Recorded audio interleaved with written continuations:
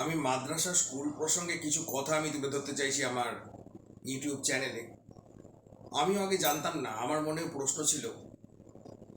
আমি বিগত 10-12 বছর আগেকার কথা বলছি। এরকম লক্ষ লক্ষ মানুষের প্রশ্ন রয়েছে, মানুষের মনে প্রশ্ন রয়েছে যে মাদ্রাসা স্কুলটি কি।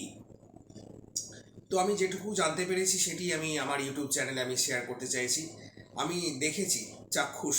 আমি পূর্ব বর্ধমানে থাকি, আমি মুর্শিদাবাদে যাচ্ছিলাম, তো তখন দেখেছি রাস্তার ধারেই আছে মাদ্রাসা স্কুল। এরকম প্রচুর মাদ্রাসা স্কুল রয়েছে, হাই মাদ্রাসা রয়েছে, মানে হাই স্কুল।